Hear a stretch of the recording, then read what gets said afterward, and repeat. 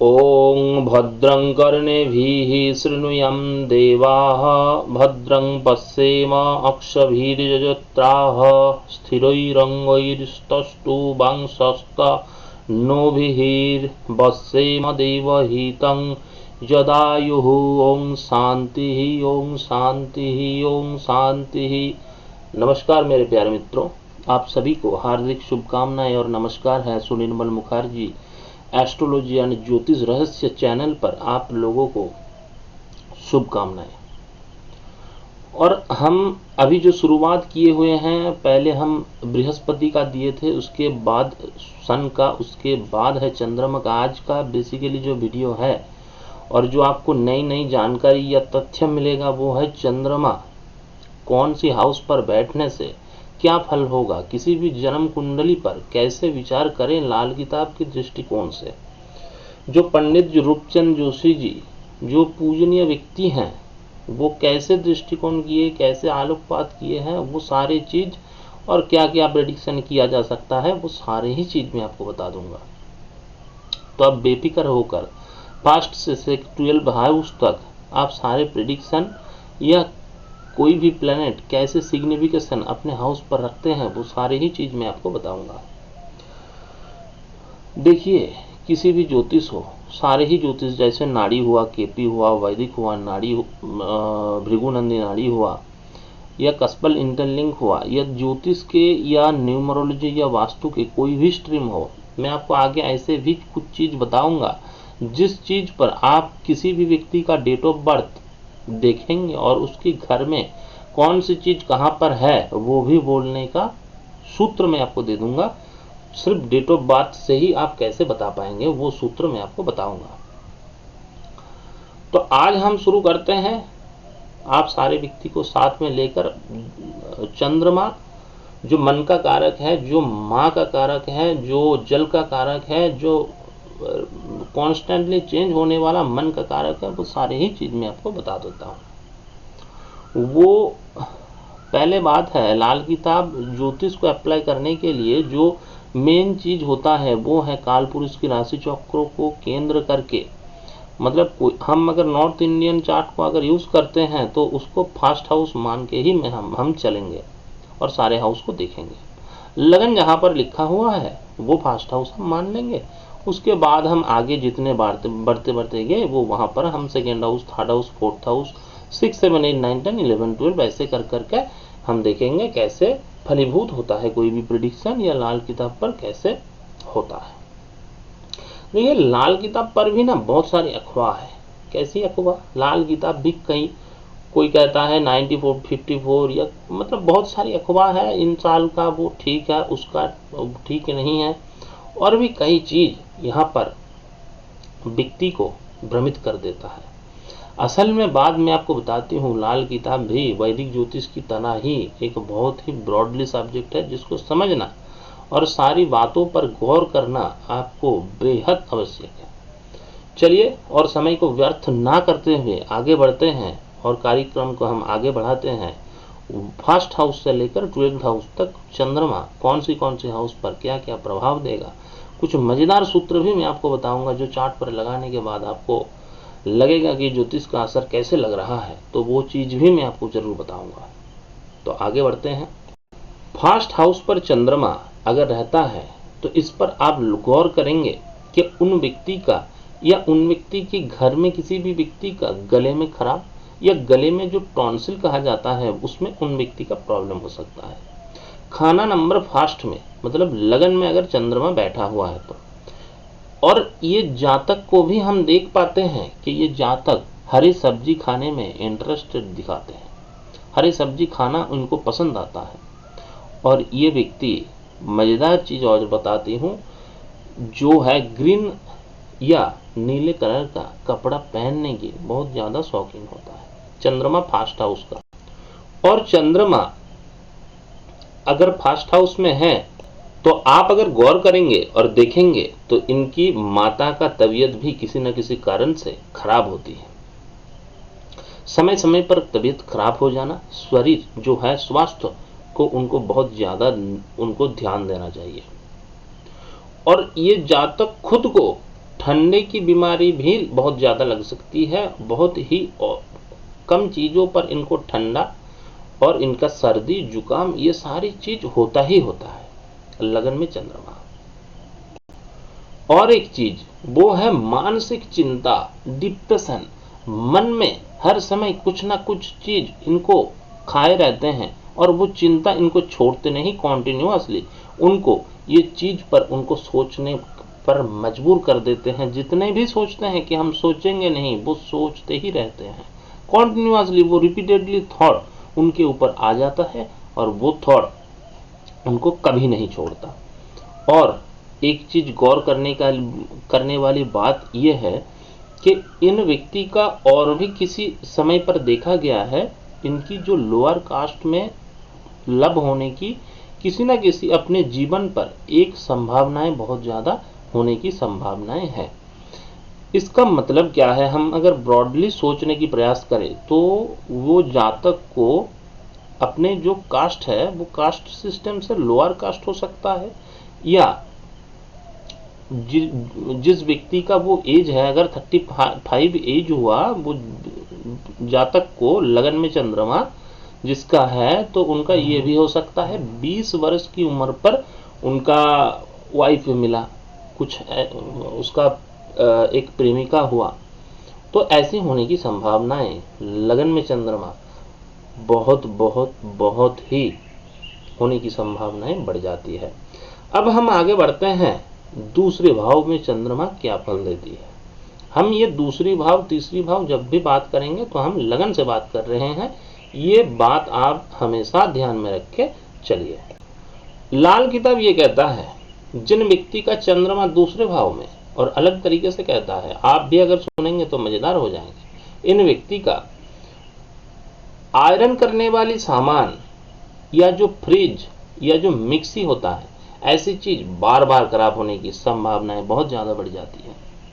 तो ये आप जरूर कह सकते हैं दूसरे भाव में चंद्रमा जो आयरन करने वाली, कपड़े को आयरन करने वाली जो वस्तु सामग्री होता है, वो मिक्सी या कुछ इलेक्ट्रॉनिक चीज खराब होने की पॉसिबिलिटी, रिपीटेडली खराब होने की संभावना या पॉसिबिलिटी बहुत ज्यादा बढ़ जाती है। दूसरे भाव में चंद्रमा इनके घर में कोई ना कोई शिव जी का मूर्ति या चित्र या किसी न किसी आकार में शिव जी का कुछ ना कुछ, मिट्टी का भी हो सकता है, कोई लिंग भी हो सकता है, कोई चित्र भी हो सकता है, कोई खिलौना भी हो सकता है, एक शिव जी का लिंग इनके घर में जरूर मिलेगा। और इनके घर में त्रिशूल, शंख और भी मूर्ति, गंगाजल और भस्म, ये कुछ ना कुछ इनमें से एक चीज जरूर रहेगा।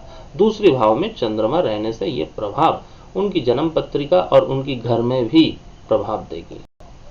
दूसरी हाउस पर चंद्रमा अगर हुआ तो ये बहुत हद तक ये संभावनाएं बन जाती है, व्यक्ति किसी न किसी तरीके से नशा कर सकता है, चाहे किसी भी तरीके से कुछ भी ना कुछ नशा वो करने की पॉसिबिलिटी बहुत ज्यादा बढ़ जाती है। दूसरी बात यह है कि ये व्यक्ति का जो रिलेशनशिप है वो भी कई बार ऐसे भी होता है, कोई दंपति या किसी भी प्रेमिक प्रेमिका को लेकर धर्म स्थान पर जाना और वहां पर कुछ अलग टाइप का काम करना, या देखिए प्रेम जो संपर्क जो है वो उसको वो वहां पर धर्म जो तीर्थ स्थल है या जो धर्म है वो वहां पर किसी मंदिर पर या किसी देवता के स्थान पर वो वहां पर जाकर वो दोनों जाते हैं और वहां पर कुछ ना कुछ चीज वो वहां पर घट जाता है। रिलेशन की थ्रू मैं आपको बता रहा हूं। तो ये भी था, दूसरे भाव में चंद्रमा अगर होता है तो ये प्रभाव देता है। आगे बढ़ते हैं, चंद्रमा अगर तीसरे भाव में अगर होगा तो क्या फल देगा आपकी जन्म पत्रिका को देखकर। मुझे लग रहा है कि ये सारी चीज सुन के आपको बहुत मजा आ रहा है, और आप अगर जन्म पत्रिका को किसी भी पत्रिका पर लगाएंगे तो आपको लग रहा है कि आपका सुनिर्मल भाई जो चीज बताया है वो सही बताया है। तो कमेंट करके हमको नीचे में जरूर बताइए कि मेरा जो सूत्र है या जो लाल किताब का जो दिया हुआ सूत्र है वो कैसे एक्यूरेसी से काम कर रहा है। तो चलिए और समय को व्यर्थ ना करते हुए तीसरे भाव में चंद्रमा क्या प्रभाव देता है उसके बारे में जान लेते हैं। तीसरे भाव में चंद्रमा क्या होता है, इनकी घर की बहुत ही नजदीक स्कूल, कॉलेज या एजुकेशनल इंस्टीट्यूट जरूर होता है। और इनके घर के बहुत ही नज़दीक होता है। और हम अगर अप्रोक्सीमेट बताना चाहें तो 1 किलोमीटर या 500 किलोमीटर के अंदर भी, 500 मीटर के अंदर, 500 मीटर के अंदर भी ये चीज़ देखने को मिल जाता है। घर के अंदर बहुत ही नज़दीक स्कूल, कॉलेज या शिक्षा केंद्र ऐसे हो जाता है। और है इनके मन जो है बहुत वीक प्रकृति का होता है, मतलब मन ये बहुत कठोरता से ये चल नहीं पाता है संपर्क। और इनका भाई, और इनका अगर भाई रहे तो, और इनका जो रिलेटिव है, इनकी संपर्क बहुत अच्छे होते नहीं। कुछ ना कुछ कारण से ये मन में मुटाव या कुछ ना कुछ संपर्क वो बहुत ज़्यादा होते नहीं। और भी चीज़ देखा जाता है कि इन जातक को कभी कुछ प्रॉब्लम हो गया तो इनकी भाई की दोस्त या किसी और रिलेटिव के द्वारा इनको कुछ हेल्प नहीं मिलता है। इनकी जब हेल्प करने की या हेल्प इनको सच में चाहिए तो इनकी रिलेटिव कोई भी व्यक्ति इनको हेल्प नहीं करता है। और इनकी माँ का नर्व बहुत ही खराब रहता है। नर्व में कुछ ना कुछ समस्या, आप अगर वीडियो देख रहे हैं तो इसके बाद आप नर्व की, अगर आपकी माताजी का वो सही से ठीक है तो ठीक है, नहीं तो तब भी वो नर्व की समस्या कुछ ना कुछ होगी माता का। और ये तृतीय भाव में, हाउस में, खाना नंबर में अगर चंद्रमा हुआ तो ये काम को भी कॉन्टिन्यूसली चेंज करता है। कॉन्टिन्यूसली का मतलब क्या है? 2-3 सालों में ये व्यक्ति कर्म को, वो सेटिस्फेक्शन लेवल उतना तक आ नहीं पाता है, वो चेंज कर देता है। तो वहाँ पर भी है मैंने के विषय कर्म पर उनको सेटिस्फेक्शन मिलता नहीं। अब हम आगे बढ़ते हैं 4th हाउस या खाना नंबर 4 पर चंद्रमा अगर रहेगा तो कैसे फल देगा। 4th हाउस का चंद्रमा एक बड़े ही मजेदार तरीके से मैं आपको वो भी बताना चाहूँगा कि 4th हाउस पर चंद्रमा जिन व्यक्ति का होता है, वो जो बनियान पहनता है ऊपर, वो बनियान भी किसी न किसी तरीके से टूटा हुआ, सिलाई किया हुआ या छेड़ा सा वो होता है। और इनका और एक चीज़ देखा जाता है, माता से इनका संपर्क बहुत अच्छा होता नहीं। संपर्क देखिए ब्रॉडली तरीके से अच्छा होता है, लेकिन माता से संपर्क फ्लक्चुएट होता है, कॉन्टिन्यूसली वो रह नहीं पाता। आप अगर कहें तो मतलब एक 7 दिन में के अंदर ही उनको झगड़ा हो जाती है और संपर्क में थोड़ा सा उलझने आ जाती है माता से। अपनी माँ का बात कर रहा हूँ मैं। बड़े ही आपत्तिकर बात मैं आपको बताना चाहता हूँ। 4th हाउस चंद्रमा मन को कर दो सख्त, बहुत ही सख्त। इनके मन में आ जाता है एक बार कि हम जीवन ये रखेंगे नहीं। एक बार आप जो सुसाइड वो चीज़ वो करने के लिए उद्यत भी हो जाते हैं, लेकिन वो कारीगर हो नहीं पाता। लेकिन मैं आपको कहता हूँ आप मन को बड़े शक्तिशाली कर दो। मन आपका बहुत ज़्यादा टूट जाता है, बिखर जाता है। मैं कहता हूँ आप मन को ऐसी दिशा में ना भगाओ जहाँ पर से आपको कुछ मिलेगा नहीं। आपको जीवन में आगे बढ़ना है, आप अपने लिए ही नहीं, आप अपने परिवार के लिए, किसी अन्य सदस्य के लिए आप जीवन को निछावर कर दीजिए। तो वहाँ पर आपको जीवन में जो बात है 4th हाउस पर चंद्रमा, वो व्यक्ति सुसाइड करने की एक बार प्रयास जरूर करता है। कोई व्यक्ति को अगर ये 4th हाउस चंद्रमा वाला व्यक्ति, 4th हाउस चंद्रमा वाला व्यक्ति अगर किसी व्यक्ति को हेल्प कर दिया तो वो व्यक्ति कभी भी उसका हेल्प का स्वीकार करेगा नहीं।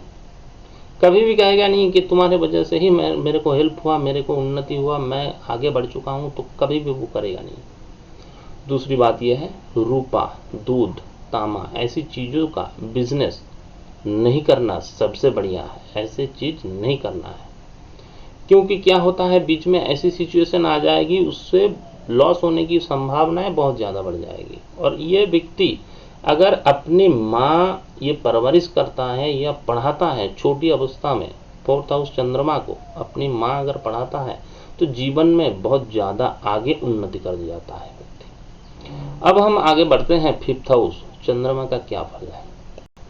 5th हाउस चंद्रमा का बारे में हम अगर बताने जाएं तो इनके घर में भी कोई ना कोई व्यक्ति टीचिंग प्रोफेशन पर हो सकता है नहीं, होगा ही होगा।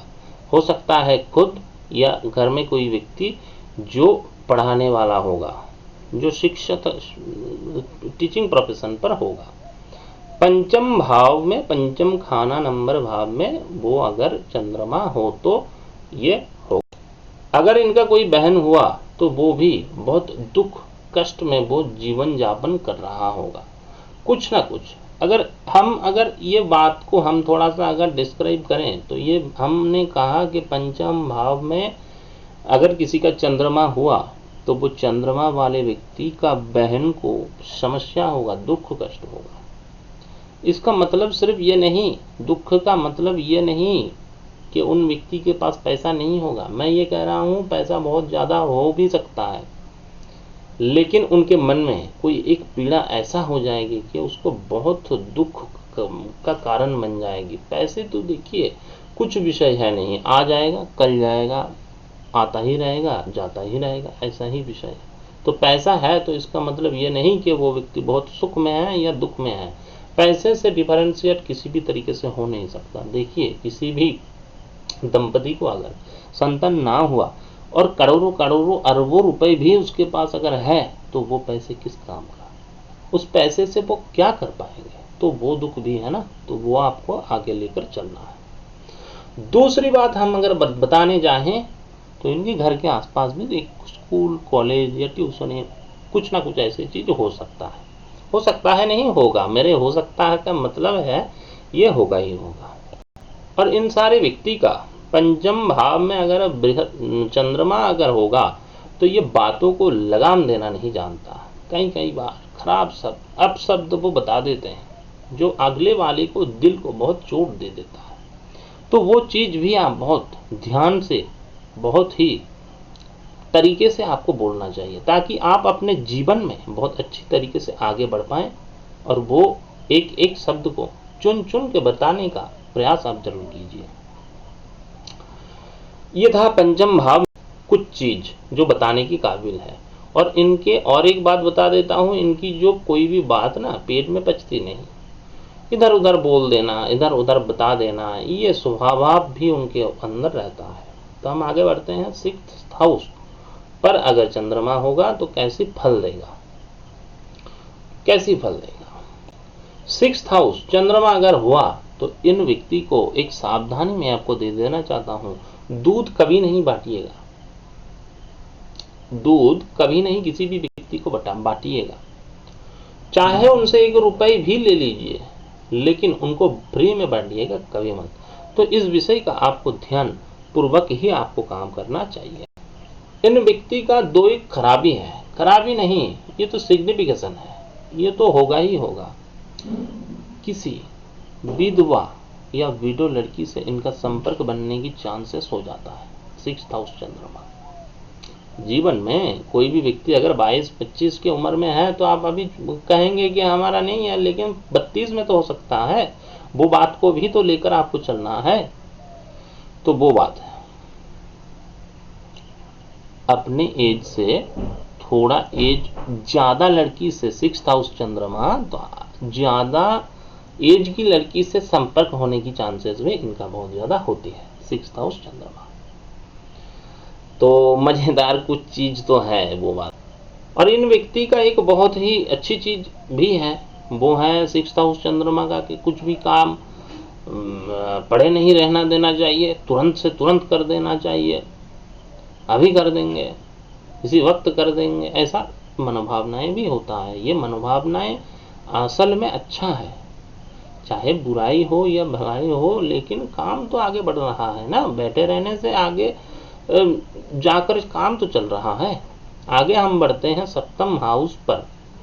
कुछ मजेदार चीज, और 7th हाउस पर या खाना नंबर कह दीजिए, वहां पर अगर चंद्रमा हो तो कैसे फल देगा वहां पर हम बता देते हैं।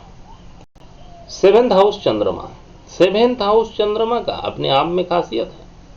खासियत क्या है? कहीं यहाँ पर ये व्यक्ति या जातक या घर के कोई व्यक्ति नर्स या डॉक्टर से जुड़ा हुआ होगा। हो सकता है वो व्यक्ति जीएनएम पढ़ चुका है, या डॉक्टरी के बारे में कुछ जानता है, या होम्योपैथिक के बारे में कुछ पता है, कोर्स कुछ किया है। तो ऐसी चीज उनके ऊपर होता है 7th भाव में या खाना नंबर में अगर चंद्रमा हुआ तो। और एक चीज, इनके घर के बहुत ही नजदीक पार्लर होगा, लड़की का जो पार्लर होता है, हेयर स्पा, ब्यूटिशियन का वो चीज़, वो पार्लर होगा। और इनका ये व्यक्ति नशे भी करने की बहुत बड़ी संभावनाएं हैं। कुछ ना कुछ छोटे मोटे भी नशा ये व्यक्ति करते हैं, चाहे सूखा नशा हो या जलीय नशा हो, कुछ भी हो करते हैं। और एक चीज जो पुराने दिनों से चल रहा है, दाई करके वो एक होता था ना, कई भी व्यक्ति का दाई होता था, जो मान निकालने की विषय है। तो ये कहीं ना कहीं ये सप्तम भाव में अगर चंद्रमा है तो आपके घर में कोई ना कोई व्यक्ति, देखिए दाई का जो कॉन्सेप्ट था आज से 50 साल पहले ये बहुत प्रचलित था। मैं अगर कह देता कि आपके घर के बहुत ही नज़दीक दाई रहता था तो वो प्रिडिक्शन लग जाता था। लेकिन स्थान, काल और पात्र, इसके ऊपर हम अगर बात करेंगे तो वो तो देखिए बेसिकली क्या है, दाई क्या करता है, संतान को निकालने का प्रोसेस। और नर्सिंग होम भी वही करता है, दाई के निकालने की प्रोसेस। नर्सिंग होम, डॉक्टर का वो विषय, वो कुछ ना कुछ बहुत नज़दीक इन व्यक्ति के घर के नज़दीक ही तुलनामूलक रहता है। अब हम आगे बढ़ जाएंगे 8th हाउस चंद्रमा पर। 8th हाउस चंद्रमा क्या देता है इसके बारे में हम चर्चा करते हैं। 8th हाउस चंद्रमा ये व्यक्ति राशि बहुत हल्का होता है और इन व्यक्ति को जादू टोना का शिकार भी होना पड़ता है, नज़र बहुत अच्छी तरीके से लग जाता है, जिसके कारण इनको सर्दी, जुकाम, पेट खराब ऐसी समस्या इनको भयानक तरीके से 8th हाउस पर चंद्रमा रहने से इनको ऐसी फल की प्राप्ति होती है। और 8th भाव में चंद्रमा का एक खासियत है कि इन सारे व्यक्ति घर वर सब कुछ बंद कर दिया, उसके बाद चाबी लगा दिया, चाबी लगा कर भी ये बार बार खींच के चेक करते हैं कि भाई ठीक हुआ या नहीं हुआ, लगा है या नहीं लगा है। थोड़ा आगे चला जाएंगे, उसके बाद फिर से वापस आएंगे, आकर थोड़ा सा एक बार खींच के देखेंगे, मन में वो चलेगा कि ठीक दिया ना, थोड़ा सा खींच के खोल तो नहीं जाएगा। तो ऐसा भी मनोभावना इन सारे व्यक्ति के अंदर रहता है। आगे बढ़ते हैं, चंद्रमा 9th हाउस पर क्या करता है, क्या सिग्निफिकेशन छोड़ जाता है। लाल किताब में देखिए कोई भी प्लेनेट कहता है कि क्या सिग्निफिकेशन दे दिया भाई, अब उनको ही सिर्फ पढ़ देना है बस। 9th हाउस पर चंद्रमा अगर होता है तो इन व्यक्ति के घर में या इनके मानी बैग में, पर्स में एक चांदी का सिक्का होगा, चांदी का सिक्का होगा। अब मैं अगर कह दूं कि घर के में चांदी, अगर उनकी मानी पर्स में अगर चांदी का सिक्का ना रहे, अगर ना रहे, तो इनके घर में बहुत पूर्वजों जब शुरू हुए थे तो किसी प्रकार किसी ऋषि मुनि ने घर के अंदर रूपा की पैसे की सिक्का बनाकर वहां पर राम, लक्ष्मण, हनुमान और सीता जी का चित्र बनाकर पूजन करने का बहुत सालों से रिवाज है। तो वो भी यहाँ पर सिग्निफिकेशन उठाया है। तो क्यों उठाया है, इसका कारण कुछ अलग है, बताऊंगा कभी, बहुत समय लगाकर आहिस्ता आहिस्ता आपको बताऊंगा क्यों ये विषय है। तो आप अभी ये समझ लीजिए कि इनके घर में रुपए की सिक्का या इनके मानी बैग में रुपए की चांदी का सिक्का रहेगा। इनके घर की जो मंदिर होगा वो वहां पर गंगा जल रहेगी। और इन व्यक्ति थोड़ा सा नास्तिक किस्म का होगा, इतना ज्यादा भगवान में उनको विश्वास है नहीं, ज्योतिष पर भी उनको ज्यादा विश्वास है नहीं, तंत्र पर भी उनको ज्यादा विश्वास है नहीं। मन में कहीं शंका उठती है, 9th हाउस या खाना नंबर 9 पर अगर चंद्रमा हुआ तो इनके मन में कोई शंका उठता है कि भाई भगवान है या नहीं। ऐसी सिचुएशन, ये सिचुएशन भी उनको आगे बढ़ने नहीं देता। बहुत अच्छी विषय है नहीं, क्योंकि आप अगर किसी व्यक्ति को ऊपर विश्वास करके आगे बढ़ेंगे ना तो आप आगे बढ़ पाएंगे। लेकिन आप किसी व्यक्ति को या किसी विषय को आप अगर ना विश्वास करके, क्योंकि ये जो यूनिवर्स है बहुत ही अजीबोगरीब है, कैसे काम करता है कैसे नहीं करता है किसी व्यक्ति को आज तक कुछ पता है नहीं, क्योंकि ऐसी यूनिवर्स हजारों है, करोड़ों है, किसको क्या पता इतनी छोटी सी मस्तिष्क में कैसे ये सारी चीज को हमारी पूर्वज ऋषि जैसे सूर्यो पितामहो व्यासो वशिष्ठो त्रिपुरासुरो, ऐसे भी बहुत सारे जो मुनि ऋषि है, सौनक, गर्ग, मोरिच, मनुरंगिरा, ऐसे जो संत हुए, पृथ्वी में बैठते हुए वो सारी पृथ्वी का निर्णय, रंग, सारा सब कुछ लगा लिया। मेरे कहने की मतलब यह है, 9th हाउस का व्यक्ति, चंद्रमा जिनका रहता है, वो थोड़ा सा नास्तिक किस्म का होता है। आगे बढ़ते हैं। इनकी 9th हाउस चंद्रमा पर इनकी दबाव पड़ रहता है बड़े व्यक्ति के द्वारा, कुछ ना कुछ दबाव। आगे बढ़ते हैं। 10th हाउस पर अगर रहे आपका चंद्रमा तो क्या फल होगा। 10th हाउस पर या भाव पर, खाना नंबर पर अगर चंद्रमा हुआ तो इनकी माता का या माते जैसी कोई औरत भी हो सकता है, बहन हो सकता है, सिस्टर हो सकता है, कोई भी और भी व्यक्ति हो सकता है, आंखों का ऑपरेशन होता है, या परिवार का किसी भी व्यक्ति का आंखों का ऑपरेशन होता है, तो ये है बात। और ये परिवार में किसी भी व्यक्ति का हार्ट का दौरा बढ़ जाता है, हार्ट अटैक हो जाता है, और ये व्यक्ति भूलने की बीमारी रहता है, किसी चीज यहां पर रख दिया भूल गया, यहां पर रख दिया भूल गया, भूलने की बीमारी 10th हाउस, तो ऐसी चीज भी है।